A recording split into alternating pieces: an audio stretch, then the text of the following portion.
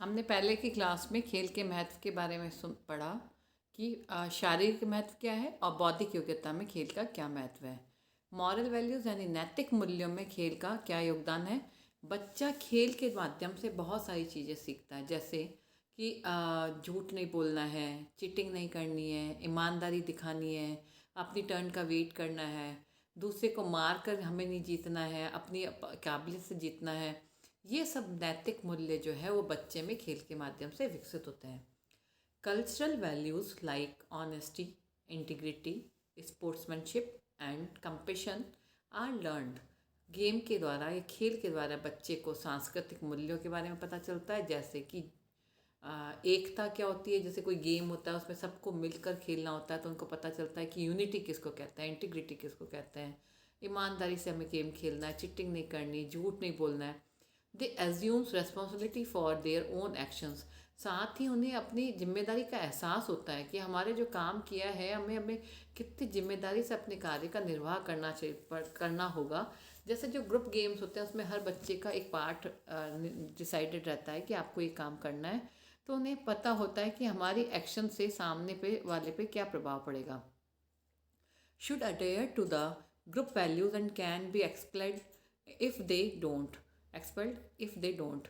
और साथ ही उनको ये भी पता चलता है कि एक समूह के भी क्या मूल्य हैं, एक समूह के लिए क्या मूल्य हैं, कि हम अपने जो भी काम करना है हमें समूह के को ऊंचा उठाने के लिए करना है या समूह के फ़ायदे के लिए करना है। ऐसा नहीं हो कि हमारी किसी गतिविधि के द्वारा या हमारे किसी एक्शन के द्वारा समूह जो है हार जाए, तो उसको इस जिम्मेदारी का एहसास भी खेल के द्वारा होता है। देन आती सृजनात्मक मूल्य। खेल के द्वारा सृजनात्मकता का विकास होता है। खेल के द्वारा बच्चा सीखता है कि हम कोई नई से नई चीज़ें बनाना सीखता है खेल के माध्यम से, जैसे playing with materials like clay, paper and finger paints.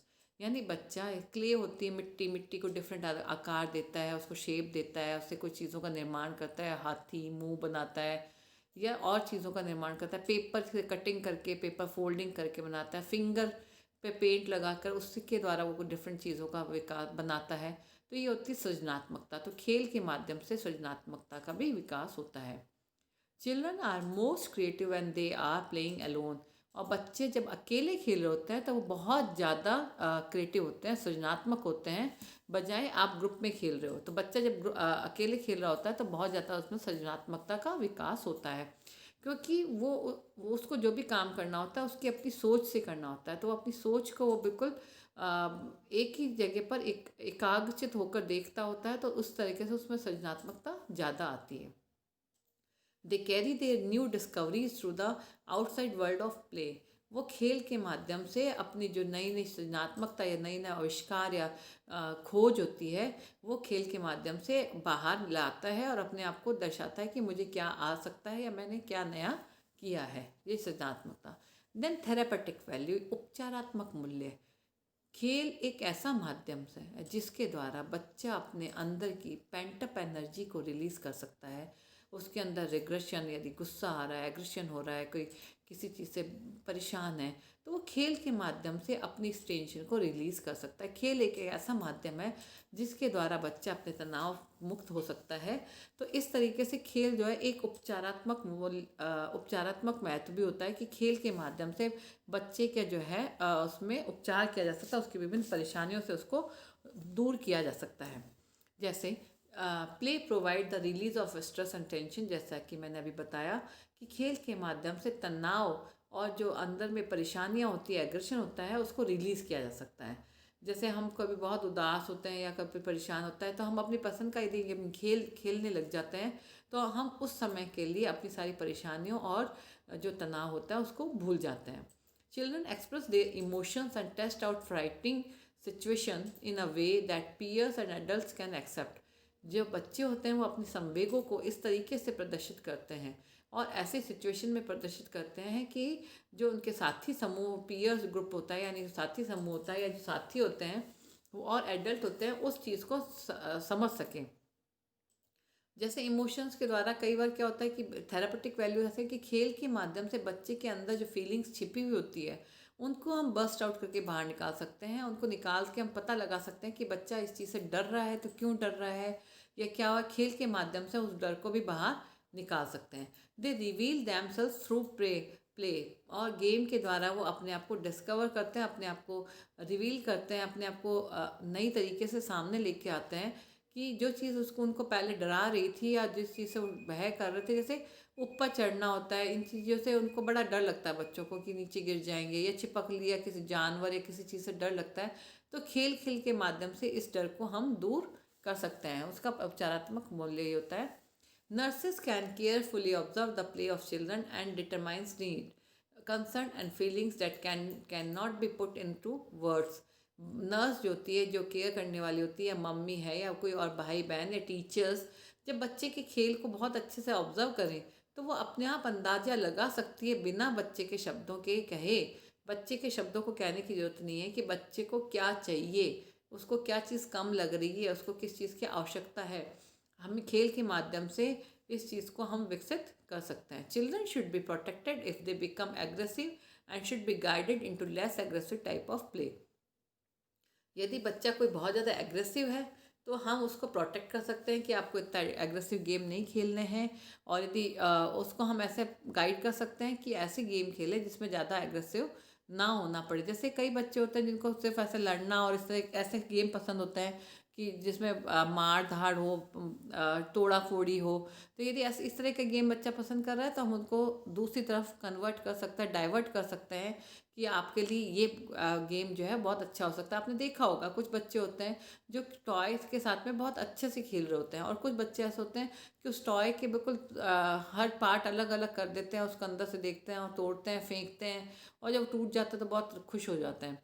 तो ऐसे यदि बच्चे हैं तो हम उसको गाइड कर सकते हैं, तो उसके जो अंदर की पेंटअप एनर्जी है उसको रिलीज़ करके हम बच्चे को गाइड कर सकते हैं। देन सोशलाइजेशन यानी सामाजिकरण।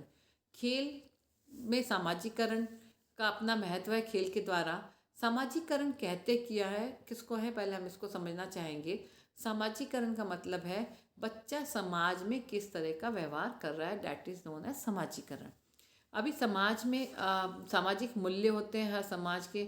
आपने देखा होगा कुछ बच्चों को बहुत लोग पसंद करते हैं, ये बच्चा बहुत अच्छा है, तमीज़ वाला है, बहुत प्यारा बच्चा है, और कुछ लोग वो देखते से कहते हैं नहीं ये बहुत गंदा बच्चा है, बहुत बदतमीज़ी करता है, उसको तमीज़ नहीं है।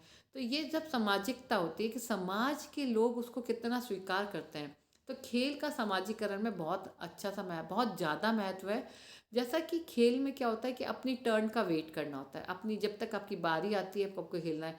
आपने कई जगह पर ऐसे बच्चे देखे होंगे जो बॉल क्रिकेट खेलते हुए मैदान में हम आए दिन देखते हैं बच्चों को।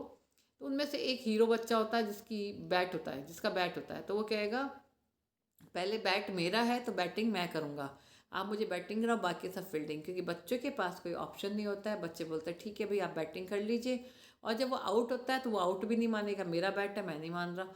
उसके बाद में वो आउट हो भी जाएगा तो अपना बैट लेके चला जाएगा, अब मैं नहीं खेलता।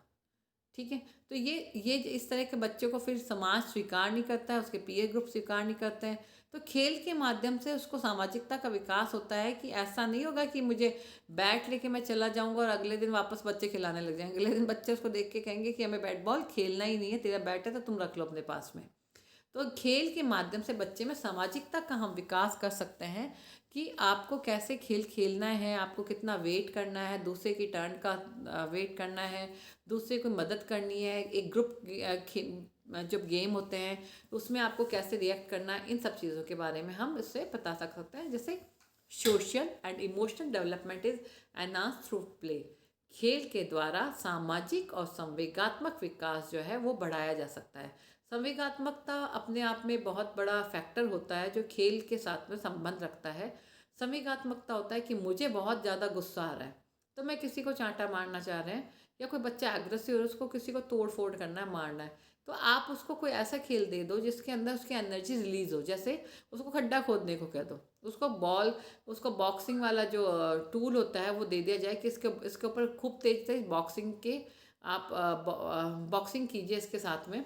तो उसके जो इमोशनल डेवलपमेंट, उसका संवेगात्मक रेचन जो कहते हैं इमोशनल कैथारसिस जो है वो होगा, संवेगात्मक रेचन होगा, जो उसके संवेग होते हैं वो उसके साथ बाहर निकल जाएंगे और वो अपने आप को बहुत रिलीफ फील करेगा।